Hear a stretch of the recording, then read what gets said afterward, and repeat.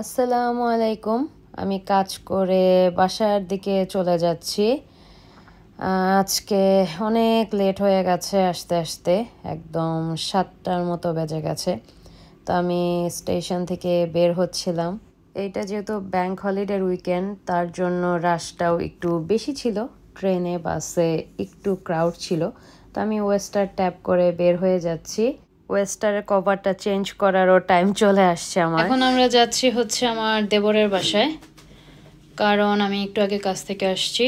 আমার দেবরের বউ আর আমার দেবরের চাচি শাশুড়ি এত কিছু রান্না করেছে, স্পেশালি ভর্তা। আজকে হচ্ছে ভর্তা পার্টি।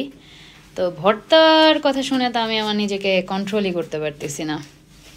তো এখন ভর্তা খেতে যাব, কারণ আমার দেবরের চাচি শাশুড়ি খুবই মজার ভর্তা বানায়, আমরা এর আগেও খেয়েছি। তো আজকে আমি আরেকটা নতুন স্যান্ডেল বের করলাম। এটাও আমি আমার বোনের থেকে নিয়ে আসছি। আমার বোন এগুলা বাংলাদেশে নিয়ে গিয়েছিল, আমি ওর থেকে একদম দেখে দেখে সব নিয়ে আসছি। নাভিয়ার এন লেখা লকেট পরে আছে। এটা নাভিয়াকে একজন গিফট করেছে, বাট আমি পড়তেছি। মানে নাভিয়ার আরেক চাচা চাচি নাভিয়াকে গিফট করেছে, সেটা আমি পড়ছি। ও যখন বড় হবে দিয়ে দিব।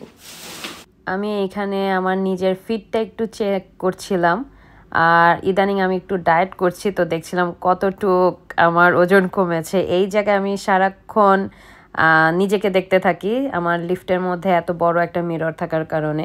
তো এখন আমরা চলে যাচ্ছি সেন্সবেরির দিকে। তো ওই দিন একটু ভালো বৃষ্টি হচ্ছিল, রাস্তাঘাট একদমই ভেজা ছিল। আর সেন্সবেরিটা আমার বাসা থেকে খুব একটা বেশি দূরে না।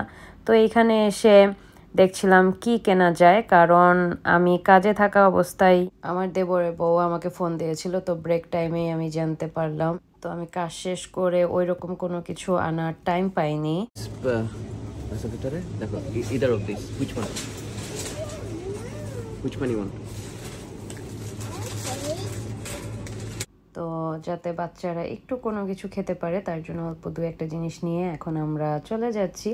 আকাশটা খুবই সুন্দর, বৃষ্টি হয়েছে, এখন আবার একটু ক্লিয়ার হয়ে গেছে আকাশ। তো আমার দেবর ফোন দিচ্ছিল যে কখন আমরা যাব। গিয়েই দেখি আমার দেবরের চাচি শাশুড়ি, মাই গড, কত কিছু যে সে রান্না করেছে, এত ভর্তা বানিয়েছে, মানে দেখেই জিভে জল চলে আসছিল। তো আমি সেকেন্ড টাইমের মতো তার সাথে মিট করলাম। এর আগে আমার দেবরের বিয়ের টাইমে তার সাথে আমার দেখা হয়েছিল।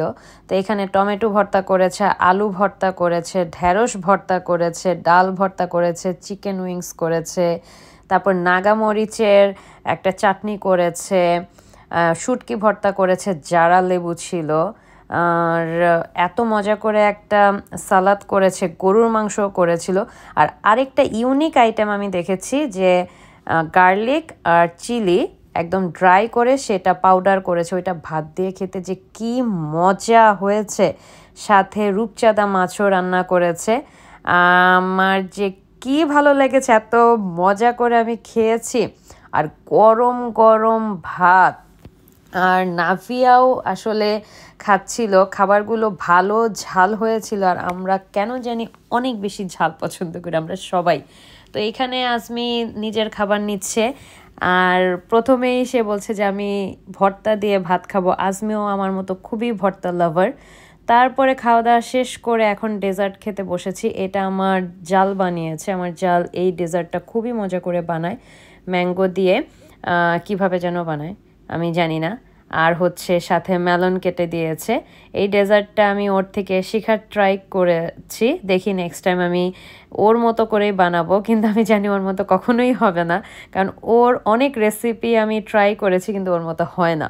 তো যাই হোক, আমরা খাচ্ছিলাম আর আড্ডা দিচ্ছিলাম।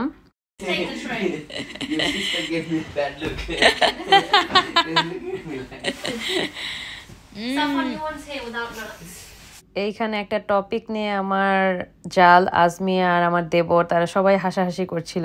তো এই তো আমি এক বাটি ডেজার্ট শেষ করে আরেক বাটি আবার নিয়ে বসেছি। খাবার কেমন লাগছে?